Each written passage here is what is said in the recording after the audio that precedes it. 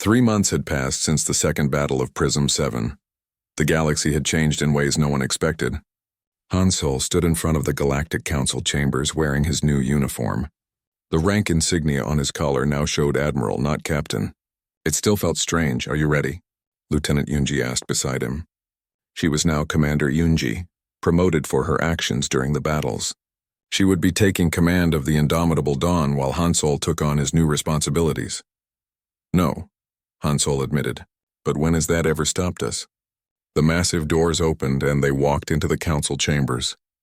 The room was enormous, filled with representatives from over 100 different species. Some looked like plants, some looked like crystals, some defied any easy description. All of them turned to watch as the two humans entered. At the center of the room sat the council high speaker, an ancient being named Vorath, who had served for 300 years. He gestured for Han Solo to approach the central platform. "Admiral Han Solo of Earth," Vorath's voice echoed through the chamber. "You stand before this council to answer for your actions at Prism 7. 2 separate military engagements, hundreds of casualties, 7 Krell warships destroyed. Do you have anything to say before we render judgment?" Han Solo stepped onto the platform, aware that billions of beings across the galaxy were watching this transmission. High Speaker honored council members. "I do not apologize for saving lives. The Velen colony called for help. We answered. If that is a crime, then I am guilty." There was a murmur through the chamber. Some species glowed with approval. Others made sounds of disapproval. "The question is not whether you saved lives," Overseer Ravik spoke up from his position. "The question is whether individual species can take military action without council authorization. If we allow this, what stops anyone from starting wars?" "With respect," Han Solo said, "there is a difference between starting wars and responding to distress calls. The council fleet was 3 weeks away. The colony would have been destroyed or enslaved by then. Someone had to act. Someone meaning humans," said a representative from a species called the Pelthians, the violent Deathworlders who think every problem can be solved with weapons. Ambassador Kyung stood up from his seat. His skin was glowing bright red with anger. "Honored Council, I must speak." The Pelthian representative calls humans violent. "But where was the Pelthian fleet when my people were dying? Where were any of your fleets? You were safe in your protected systems debating and following procedures while we burned." "Ambassador Kyung, please," Vorath said gently. "We understand your feelings, but no," Kyung interrupted.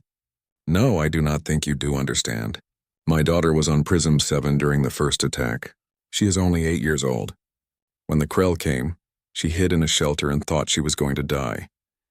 But then she heard explosions above. She heard the sound of human ships fighting. She heard human voices on the emergency channels promising that help was coming." Kyung's voice broke slightly. "My daughter is alive today because humans did not wait for authorization. Because they heard someone in trouble and decided that following rules was less important than saving lives. You call them violent? I call them heroes." The chamber was silent. Then another voice spoke up. It was the representative from a species called the Marthans, a peaceful race of traders. "I must admit something to this council," the Marthan said. 6 months ago, my colony of New Marthis was raided by pirates. Not the Krell, but another group. We sent a distress call. The council debated for days about how to respond. By the time anyone arrived, the pirates were gone and had taken 3,000 of our people as slaves. We never saw them again. The Marthan looked directly at Han Solo. "If humans had been nearby, would you have come to help us?" "Yes," Han Solo said simply. "If we could reach you in time, we would have come." "That is what I thought," the Marthan said. "That is the difference. Humans act while we debate." More voices began speaking up around the chamber. Some supported humanity. Others were still concerned about giving military authority to such a young species. The debate went on for hours. Finally, Vorath raised one of his many limbs for silence. "This council will now vote. The question before us is this. Should humanity be granted full membership in the Galactic Council, with all rights and responsibilities that come with it? Vote now." The chamber filled with light as representatives cast their votes electronically. Han Solo watched the display screen, trying to read the results. It was close. "Very close. The vote is complete," Vorath announced. "By a margin of 62% in favor, humanity is hereby granted full membership in the Galactic Council." There was applause from some sections of the chamber. Silence from others. Han Sol felt a weight he had not known he was carrying lift from his shoulders. However, Vorath continued, this council recognizes that humanity brings unique capabilities to our organization. Therefore, we are creating a new position. Humanity will serve as protectorate defenders. When distress calls are received, human ships will be authorized to respond immediately without waiting for full council approval. They will be our first response force for emergencies. Han Sol blinked in surprise. This was more than he had hoped for. Admiral Han Sol, Vorath said, you will command this new force. You will establish procedures and training, and you will show the galaxy what it means to protect those who cannot protect themselves. I accept this responsibility, Han Sol said, but I request one thing. What is that? Vorath asked. That other species be allowed to join this force, not just humans. Anyone who is willing to train, who is willing to put themselves in danger to help others. We should not be the only ones doing this work. There was surprised murmuring through the chamber. Vorath's expression was unreadable. You would share this authority with others? Yes, Han Sol said. Because this should not be about one species being the heroes. This should be about all of us working together to make the galaxy safer. Vorath was quiet for a moment, then made a sound that the translator rendered as laughter. You are an unusual species, humans. Most races would hoard such power and authority. But you offer to share it very well. The Protectorate Defenders will accept volunteers from any council species who can meet the training standards. Later that day, Han Sol walked through the corridors of the new headquarters that had been assigned to the Protectorate Defenders. It was a massive station that would serve as their base of operations. Ships were already arriving to join the new force. Commander Yunji walked beside him, looking at her datapad. We are getting applications already. 57 different species have volunteered personnel. Most of them will not make it through training, but the fact that they are trying is significant. Who applied first? Han Sol asked. The Velans, Yunji said with a smile. Ambassador Kyung's daughter Issa is too young, but she made her parents promise she can apply when she is old enough. Several adult Velans have already signed up. They want to learn how to protect others the way we protected them. They reached the main hangar, where Chief Engineer Day was overseeing the arrival of new ships. He waved when he saw them. Admiral, Day called out. Come look at this. The Marthans sent us 3 of their finest ships, and the Threxians, even though they voted against you, they sent us their best engineers, said they wanted to help build better defenses for colonies. Even Overseer Ravik? Han Sol asked in surprise. Especially Ravik, Day said. He told me that watching the Battle of Prism 7 changed his mind about humans. Said he realized that being strong is not the same as being violent. Being willing to fight is not the same as wanting to fight. In the medical section, Dr. Suman was training alien doctors in human emergency procedures. Her students were struggling with the physical requirements, but they were determined. You need to move faster, Suman said gently to a Velan doctor who was practicing emergency response. I know it seems fast to you, but in a real emergency, every second matters. But Dr. Suman, the Velan said, I cannot move as fast as you. No one can. You are from a death world. That is true, Suman admitted. You will never be as strong or as fast as a human. But you can still save lives. You just need to work smarter, use tools, work in teams, prepare in advance.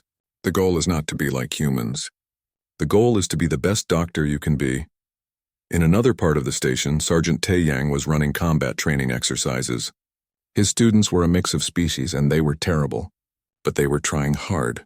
Again, Taeyang shouted as a Marthan recruit failed to clear an obstacle course for the 3rd time. You can do better. I believe in you. The Marthan, exhausted and bruised, looked up at the human sergeant. How do you do this? How do you make this look easy? It is not easy, Taeyang said, helping the alien to his feet. It is hard. It is painful, but it is worth it. Because when someone calls for help, you will be ready to answer. That is what matters. 1 month later, the Protectorate Defenders received their first official distress call. A colony on the far edge of Council space was under attack by raiders. The call came in at night, station time. Admiral Han Sol was in his office when the alert sounded. He pressed the emergency response button. All personnel, this is Admiral Han Sol. We have a distress call. Colony of New Talvin is under attack. The warning came 3 weeks after the first battle. Commander Bitna's stealth frigate, which had been patrolling the outer system, detected a massive energy signature approaching through faster-than-light travel. Captain Hansol. Bitna's voice came through the communication system. She sounded tense. We have incoming Krell ships. A lot of them. I count 20 warships, including 3 heavy cruisers. They are heading straight for Prism 7. Hansol had been expecting this, but hearing the actual number still made his stomach tighten. The human fleet had 8 ships now after reinforcements had arrived. 8 against 20. Not good odds, even for humans. Sound general quarters, Hansol ordered. Get everyone to battle stations. Contact Admiral Myong and tell her we need her fleet here immediately. Lieutenant Yunji was already moving, her fingers flying across her console. Admiral Myong is 6 hours away with her fleet. She says they are coming at maximum speed. 6 hours, Hansol repeated. We need to hold for 6 hours. Against an enemy that outnumbers us more than 2 to 1. We have the advantage of prepared defenses, Yunji pointed out.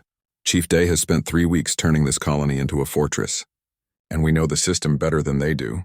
True, Hansol said. But they are angry. Angry enemies make mistakes, but they also fight harder. He activated the fleet-wide channel. All ships, this is Captain Hansol. The Krell are coming back and they brought friends. Our job is to protect this colony until reinforcements arrive. We are going to use Operation Hornet's Nest. Everyone knows their positions. Let us show these pirates why you do not mess with humans. Down on Prism 7, alarms began to wail. Velen colonists who had just started to feel safe again now ran for the underground shelters. Isa and her mother hurried through the streets along with hundreds of others. Will the humans protect us again? Isa asked, her skin glowing white with fear. I hope so, child, her mother said. I pray so. Dr. Suman was at the medical facility helping evacuate patients to the underground bunkers. She carried 3 Velen adults at once, moving at a run that the Velens could never match. Other human personnel were doing the same, using their strength and speed to save lives. Sergeant Tae Yang and his Marines were in their assigned positions throughout the colony. They had spent 3 weeks preparing defensive positions, setting up weapons, and planning for exactly this situation. Marines, listen up, Tae Yang said over the squad channel. The Krell are coming back and they are mad. Our job is to protect the colonists if any Krell ships get through the fleet. Hold your positions, stay calm, and remember your training. In orbit, the Krell fleet dropped out of faster-than-light travel at the edge of the system. 20 warships, all of them dark and ugly and bristling with weapons. On the lead ship, Warlord Thek smiled. There, he said, pointing at the human fleet on the sensors. 8 little ships. They think they can stop us. Grish, open fire as soon as we are in range. No warnings this time. No talking. We just kill them all. But Hansol had no intention of letting the Krell fight on their terms. Operation Hornet's Nest was not about standing and trading shots. It was about using the environment, using speed, and using the fact that humans could handle more punishment than most species expected. All ships. Execute Maneuver 1, Hansol ordered. The human fleet scattered. Each ship moving to a different pre-planned position around the planet. They were not running away. They were setting up a defensive web that would make the Krell pay for every meter of space they tried to take.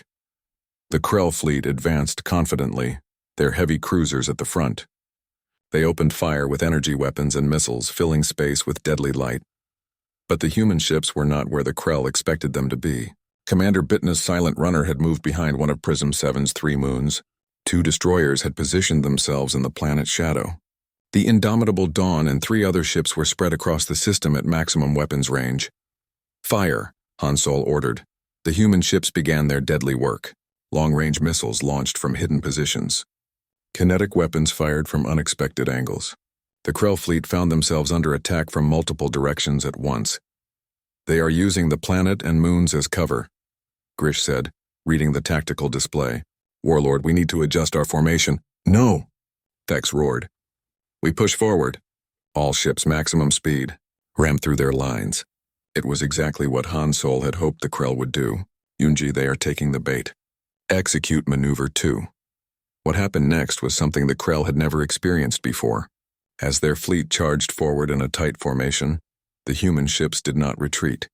Instead, they accelerated toward the Krell fleet at speeds that would have been suicidal for most species.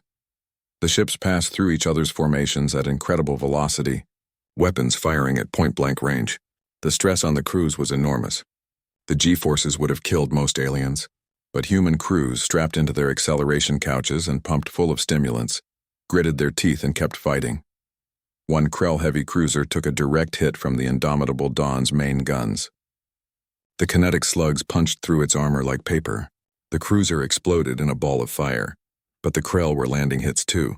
2 human destroyers were badly damaged. The supply ship had to retreat, its engines crippled. Shields at 30%, a crew member reported on Han Solo's bridge. Hull breaches on decks 4 and 7. Keep fighting, Han Solo said through gritted teeth. We just need to hold out a little longer.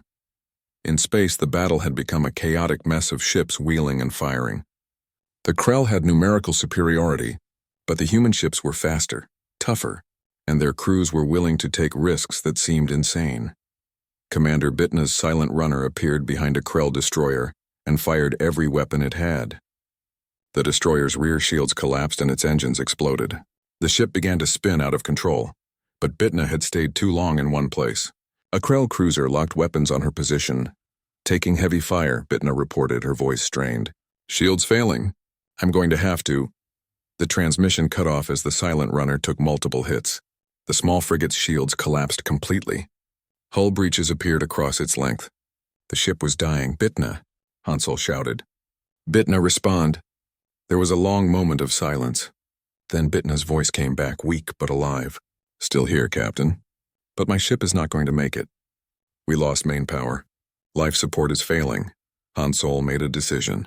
All ships cover the silent runner. We are going to get Bitna and her crew out. Captain, we cannot afford to break formation, Yunji warned. We do not leave our people behind, Han Solo said firmly. Never. The indomitable Dawn broke from its position and accelerated toward the crippled silent runner. 2 other human ships followed, laying down covering fire. The Krell, sensing weakness, pressed their attack. But while the Krell were focused on the rescue operation, they had forgotten about the planet below. Chief Engineer Day had not been idle during the 3 weeks of preparation. He had been building something special. Chief Day to Captain Han Solo, came the engineer's voice. Sir, my surprise is ready. Just need your authorization. Han Solo did not hesitate. Do it. On the planet's surface, hidden defensive platforms suddenly activated. Chief Day had built 20 orbital defense cannons using a combination of human and Velen technology. They were not as powerful as ship-based weapons, but they did not need to be. They were positioned perfectly. The platforms opened fire. Energy beams and missiles streaked up from the planet's surface, hitting the Krell fleet from below. 3 Krell ships that had been damaged in the fighting took direct hits and exploded. 2 more had their shields overloaded. Yes, D shouted in his command center. That is what you get for messing with an engineer from Earth. The tide of battle was turning, but it was still not enough. The Krell fleet was wounded but not beaten. They still outnumbered the humans. And the indomitable Dawn was now trapped, trying to rescue Bitna's crew while under heavy fire. Then salvation arrived. Admiral Mayong's reinforcement fleet dropped out of faster-than-light travel, right in the middle of the battle. 3 human warships and a carrier, with dozens of fighter craft pouring out of its launch bays. This is Admiral Mayong to all human forces, came a calm, authoritative voice. We are here. Time to finish this fight.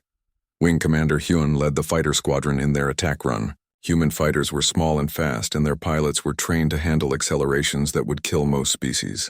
They swarmed the Krell ships like angry insects, firing missiles and strafing with cannons.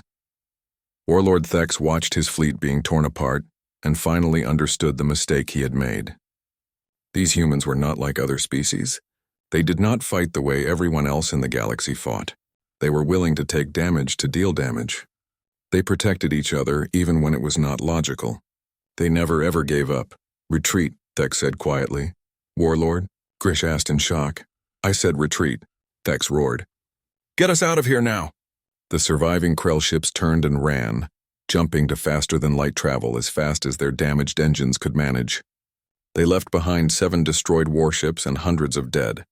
The human fleet had taken heavy damage too. 2 destroyers were crippled. 3 days after the battle, the human fleet still orbited Prism 7. What had started as a rescue mission had become something more complicated. The colony needed help rebuilding. The wounded needed treatment. And the Galactic Council had sent an overseer to investigate what happened. Council Overseer Ravik arrived on a sleek diplomatic ship.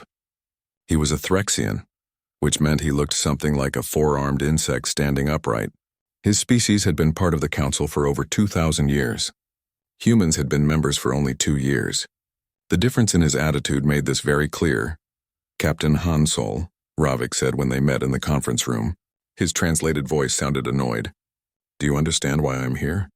To investigate the battle, Hansol replied calmly. He had dealt with council bureaucrats before. To investigate your unauthorized use of military force against another species, Ravik corrected.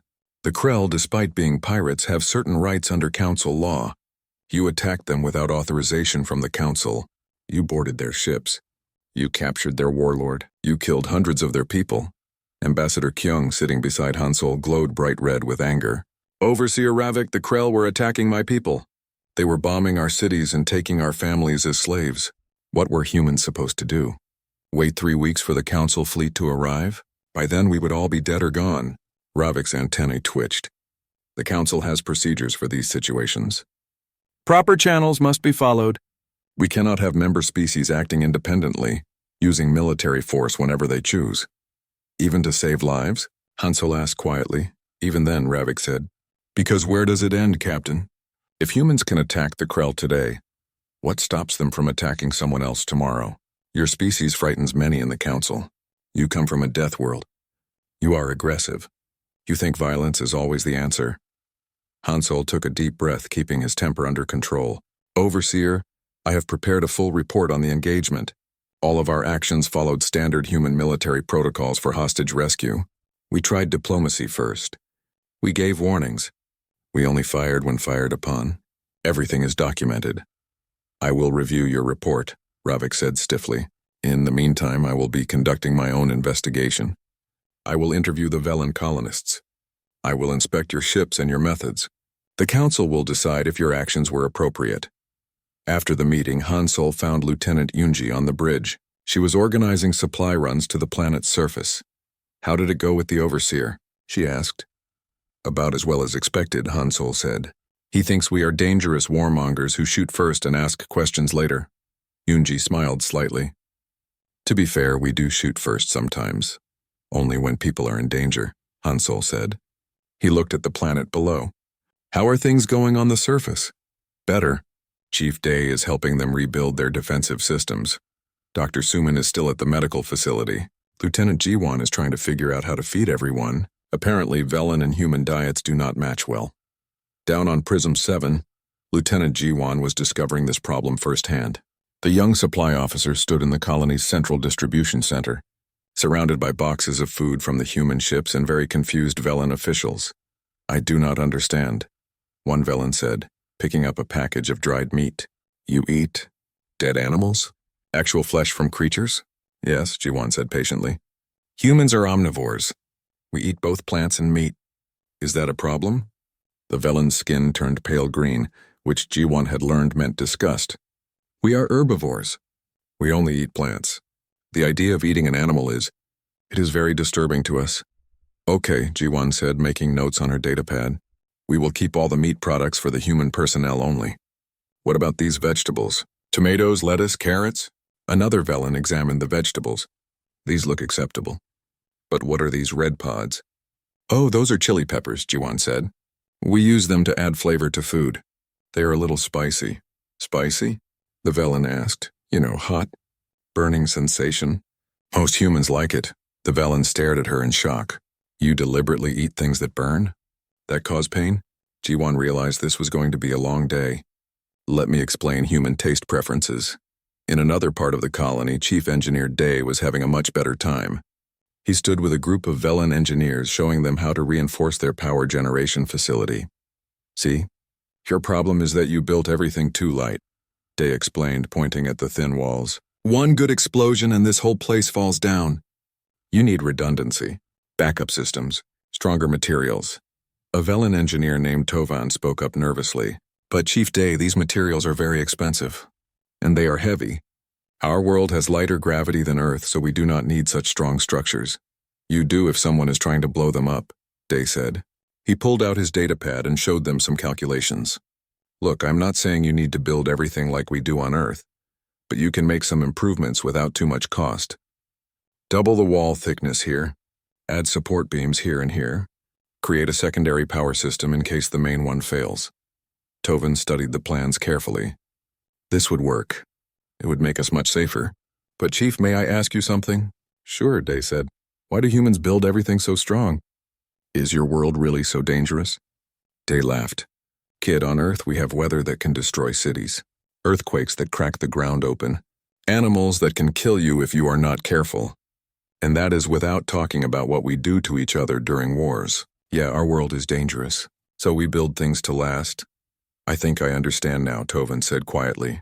Your world made you strong because you had to be strong to survive. Exactly, Day said, clapping the smaller alien on his shoulder and then immediately apologizing when the Velen stumbled from the force. Sorry, forgot you guys are more delicate than us. The biggest cultural clash happened in the colony's residential area. A group of human Marines was helping repair damaged buildings when they encountered a group of Velen children. The children had been playing, but when they saw the large humans in their armor, they froze in fear. Sergeant Tae Yang noticed this and removed his helmet. Hey there, he said gently. We are not going to hurt you. We are the good guys, remember? One child, braver than the others, stepped forward slightly. It was Issa, the same child who had watched the space battle. Are you really from Earth? From the Death World? Yeah, I am from Earth, Tae Yang said. But it is not as scary as it sounds. It is actually pretty nice. But you are so big, another child said, and so strong. One of your doctors picked up 3 of our adults at the same time, like they weighed nothing. Tai Yang sat down on the ground, making himself smaller and less threatening. We are bigger and stronger than you, that is true. But that just means we can help protect you better. Like big brothers or sisters. Issa came closer. Her skin was glowing yellow with curiosity instead of white with fear. Can you really eat poison? Lieutenant Jiwon said humans eat something called chili peppers that burn your mouth. Well, it is not really poison, Tae Yang explained. It just feels hot. Some of us like that feeling. It is hard to explain. That is so strange, Issa said. Then she noticed Tae Yang's combat armor, which was scratched and dented from the battle. Did you fight on the Krell ships? I did, Tae Yang said. Were you scared? Tae Yang thought about this carefully. Yes, I was scared. Fear is normal when you are in danger, but I had a job to do. People needed help. So I did what I was trained to do. You were scared, but you fought anyway, Issa asked. That is real bravery. I suppose it is, Tae Yang said with a smile. The conversation was interrupted when Overseer Ravik appeared with his security team. He was making his rounds interviewing colonists about the human rescue. Child, come here, Ravik called to Issa. I want to ask you about the humans. Issa walked over to him, still glowing yellow. What do you want to know? Are you afraid of them? Ravik asked. You can tell me the truth. Have they threatened you or your family in any way? Issa looked confused. Afraid? No, why would I be afraid? They saved us from the Krell. But they are Deathworlders, Ravik said. They are dangerous, violent. They are strong, Issa corrected. There is a difference. The Krell were dangerous and violent. They hurt people for fun. The humans are strong and they use that strength to help people. Dr. Suman fixed my friend's broken arm. Chief Day is making our building safer. Sergeant Tae Yang just sits and talks to children even though he probably has important things to do. Ravik's antennae drooped slightly. This was not the answer he expected. I see. And what about your parents? What do they think? My mother says the humans are frightening, but in a good way, Issa said. Like knowing there is a big, strong guard watching your door at night. You are happy they are there, even if they look scary.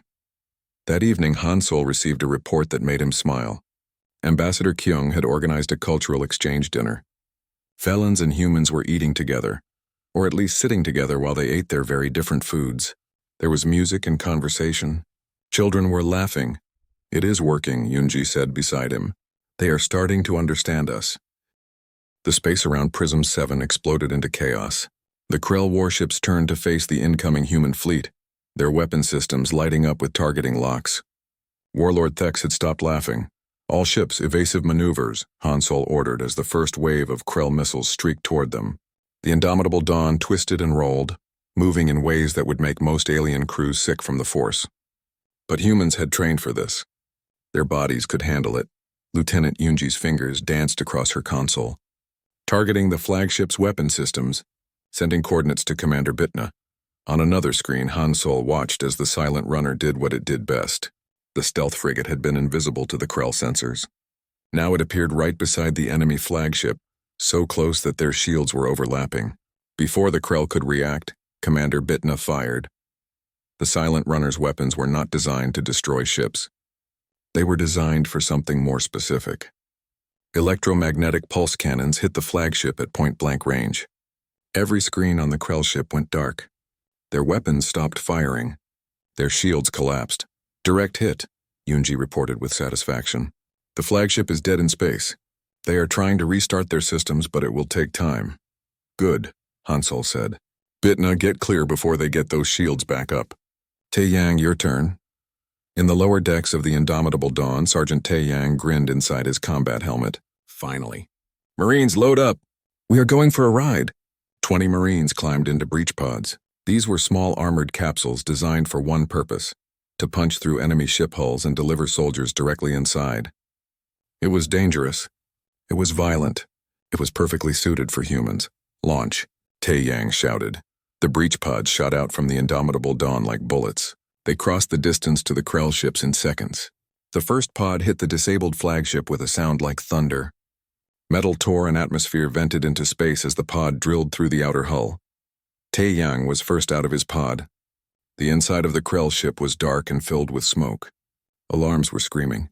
Krell pirates were scrambling to grab their weapons, confused and disorganized. Secure the engine room, Tae-Yang ordered his squad.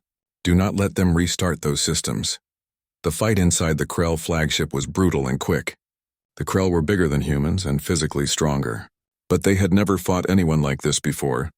Human Marines moved through the ship in coordinated teams, using tactics learned from thousands of years of warfare on Earth. They used the darkness to their advantage. They used the confined spaces. They showed no fear. One Krell pirate tried to block a corridor, roaring and firing a plasma rifle. Tae-Yang ducked behind a bulkhead, counted to 3, then rolled out and fired twice. The Krell went down. 2 more appeared behind him. Tae-Yang's squad mate, Private Mincio, threw a flash grenade. When it exploded, she and another Marine rushed forward. In 15 minutes, Tae-Yang's Marines controlled the flagship's critical systems. In 20 minutes, they had captured the bridge. Outside, the space battle continued. The 2 Krell destroyers had recovered from their surprise and were now attacking the human fleet with everything they had. But Commander Bitna's trick with the flagship had bought crucial time. Yunji, status? Hansol asked as the ship shook from a near miss. The flagship is secured. Sergeant Tae-Yang reports they have taken the bridge and engine room. The 2 destroyers are focusing fire on us and the other ships. The smaller raider craft are breaking away from the planet and coming to help their friends. Hansol nodded. This was going according to plan, mostly. Order the supply ship to stay back. Tell destroyers 1 and 2 to engage the enemy destroyers. We will handle the raiders. Sir, there are 30 of those raider craft coming our way, Yunji pointed out. I know, Hansol said. Turn us toward them. Show them what a real warship can do. The Indomitable Dawn was a cruiser-class vessel, much larger than the Krell raiders but smaller than their destroyers. What made it dangerous was not its size but its design. Human warships were built to take damage and keep fighting. They were built to get close and hit hard. The raiders opened fire first, filling space with plasma bolts and missiles. The Indomitable Dawn's shields flared with impacts. Warning lights appeared on consoles across the bridge. Shields at 70%, a crewman reported. Keep going, Hansol ordered. Unji, target their lead ships. Fire when ready. The human cruiser's main cannons spoke. Unlike the energy weapons that most galactic species used, human ships still used kinetic weapons for some purposes. Massive slugs of dense metal shot out at incredible speeds. When they hit the first raider craft, they did not just damage it. They tore completely through it and hit the ship behind it too. 2 targets destroyed, Yunji said. Adjusting fire. The raiders scattered, realizing too late that they had made a mistake. They were used to fighting merchant ships and lightly defended colonies. They were not ready for something that fought back this hard. Down on Prism 7, the Velen colonists watched the battle through their telescopes and sensors. They had been terrified when they learned their rescuers were humans. Everyone in the galaxy had heard stories about the Deathworlders from Earth. They were supposed to be aggressive and dangerous. Now, watching the battle, the Velens did not know what to think. The human ships moved so fast, They took hits that should have destroyed them and kept fighting. And they were winning against an enemy that had terrorized this part of space for years. In the colony's command center, a young Velen named Issa watched with wide eyes. "Mother, look at that ship. It is so small, but it destroyed 3 raiders by itself." Her mother held her close. "I know, child, I know. The humans are frightening, but they are frightening to our enemies, not to us. I hope." Dr. Suman's shuttle launched from the indomitable dawn while the battle still raged. She had a mission: get to the planet's surface and start treating the wounded colonists. 2 fighter craft escorted her shuttle, protecting it from any stray Krell ships. The landing was rough. Plasma fire had damaged one of the shuttle's engines during descent. But Suman had flown through worse. She set the shuttle down near the colony's main medical facility and grabbed her equipment. Velen doctors met her at the door. They stared at her in shock. Suman knew why. She was tall compared to them, almost twice their height. Her movements were quick and precise. Even her breathing was loud in the quiet medical building. "I am Dr. Suman from the human fleet," she said, trying to speak slowly and gently. "I am here to help your wounded. Please show me where they are." A Velen doctor stepped forward nervously. We have many injured. Burns from the bombing. Broken bones.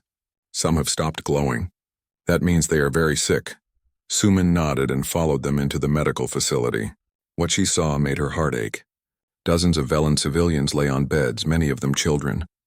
They had been hurt by the Krell attacks. Some were unconscious. Others were crying softly in pain. "Okay," Suman said, setting down her equipment. "Let me help." She started with the worst cases first, moving from bed to bed with practiced efficiency. Her human strength meant she could lift and move patients easily, but she had to be very careful. Velens were fragile compared to humans. What felt like a gentle touch to her could bruise their delicate skin. A young Velen child woke up while Suman was treating his burns. He saw her leaning over him and screamed in fear. Suman immediately backed away, giving him space. "It is okay," she said softly. "I am not going to hurt you. I am a doctor. I am here to make you feel better." The child's mother rushed over, glowing bright yellow with fear. "Please, please do not hurt my son." "I won't," Suman promised. She held up her hands, showing she had no weapons. "Look, I am just going to put this medicine on his burns. It will stop the pain, may I?" Slowly, carefully, she showed them what she was doing. The Velen mother watched closely, ready to grab her child and run. But Suman's movements were gentle despite her size. She applied the medicine with soft touches. Within minutes, the child's crying stopped. The burns looked better. "Thank you," the mother whispered. "Thank you, human doctor." Above the planet, the battle was ending. The Krell destroyers were heavily damaged and trying to retreat. The flagship was captured. Most of the raider craft were destroyed or fleeing. Warlord Thex himself was still somewhere on the disabled flagship, hiding from the human marines who were hunting through the corridors for him. Hansol watched the last Krell ships jump away into faster-than-light travel, running for their lives. His ship was damaged. His crew was tired. But they had won. They had saved the colony. "Open a channel to Prism 7, he ordered. When the channel opened, a Velen administrator appeared on screen. She was glowing white with emotion. "Captain Hansol, you saved us. The Krell are retreating. You defeated them." "We did what we came here to do," Hansol said simply. "Are your people safe?" Yes, thanks to you." The administrator paused. "Captain, I must be honest. When we learned humans were responding to our call, many of us were afraid.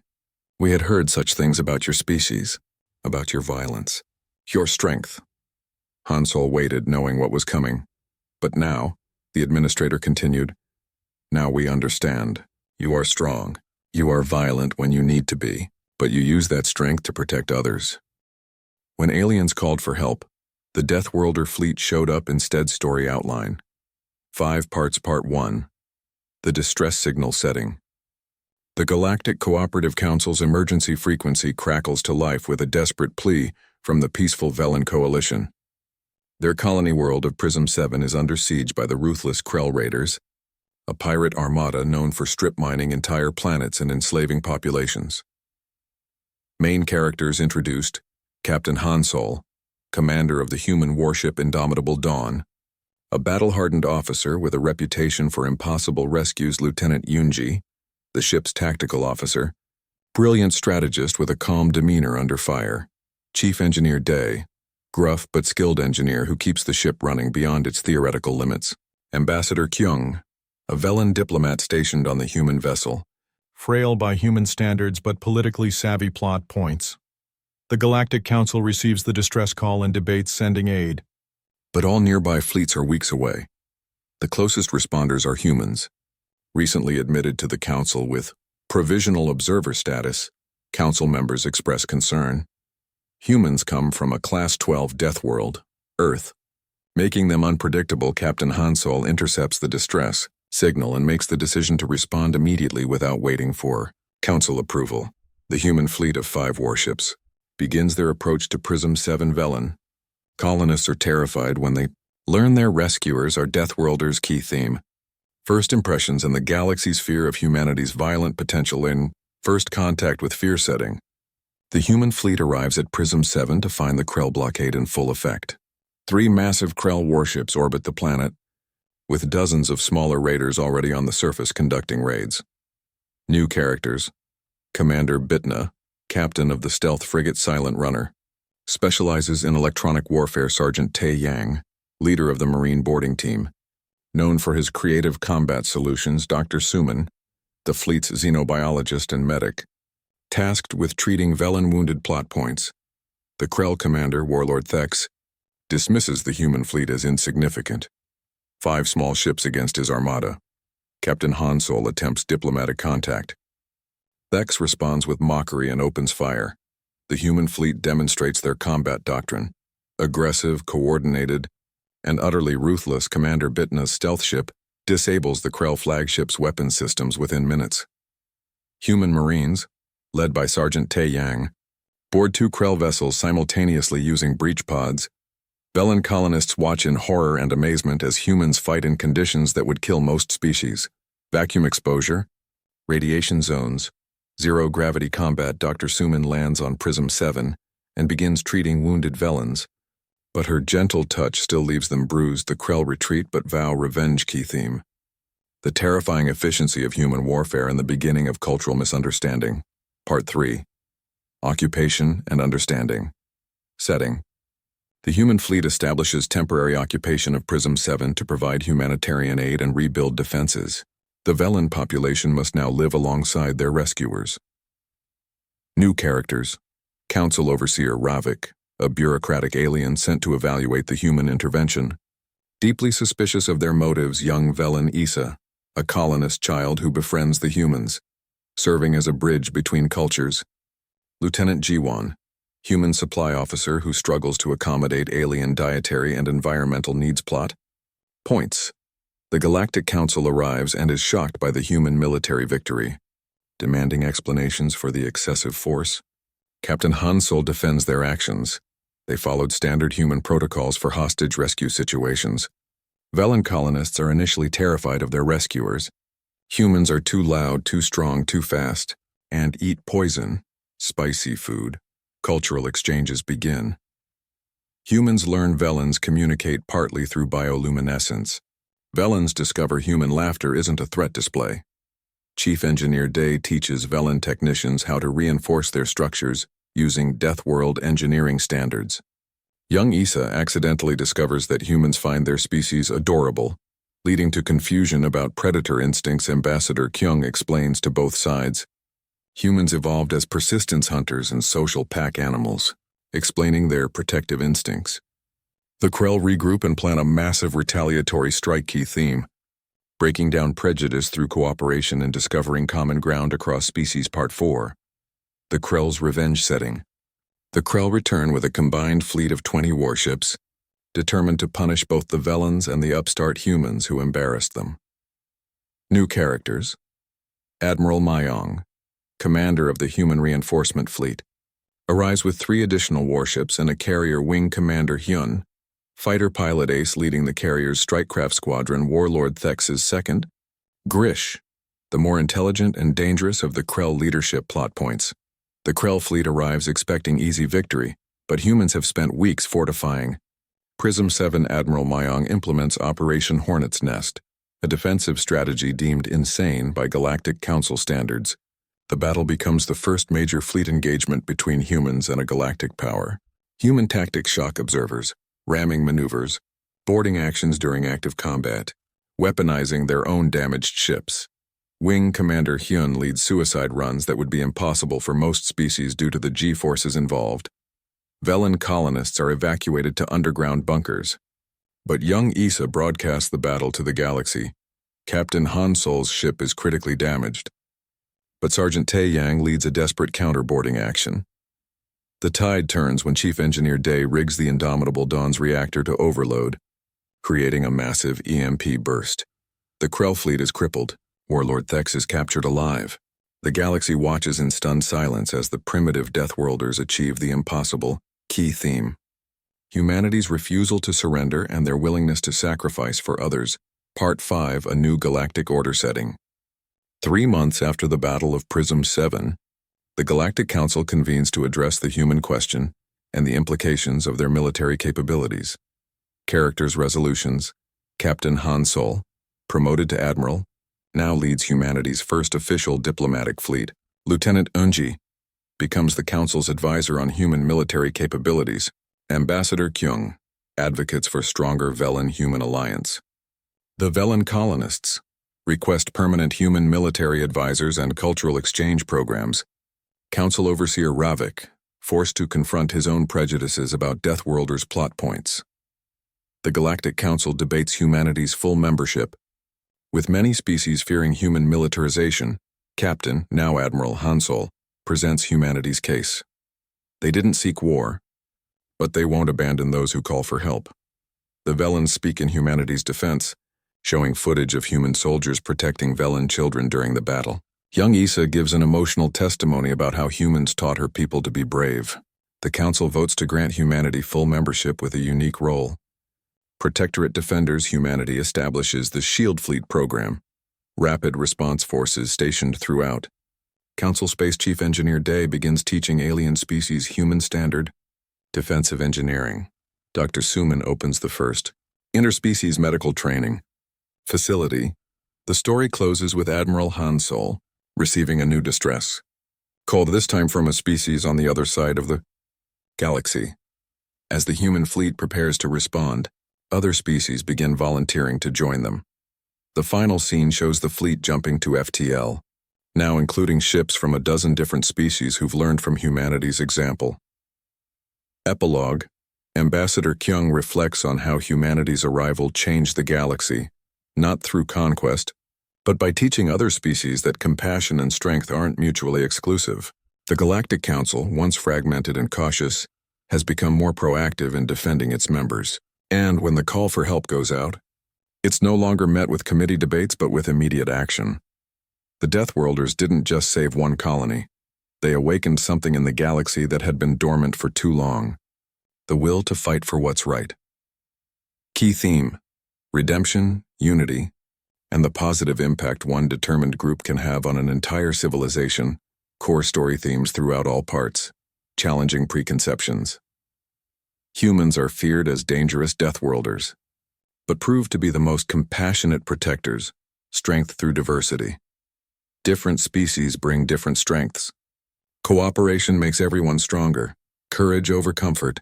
Sometimes doing the right thing requires taking risks that seem unreasonable. Found family. Bonds formed in crisis become stronger than biological or species ties. Actions over words.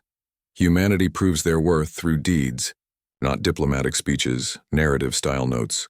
Third-person limited perspective. Rotating between characters to show different viewpoints. Action-driven plot with strong character development moments between conflicts. Show cultural differences through small details. Food.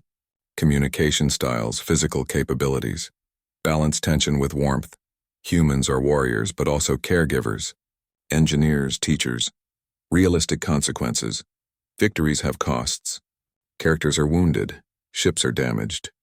Avoid Deus Ex Machina. Human victories come from strategy, sacrifice, and cooperation, not magic technology.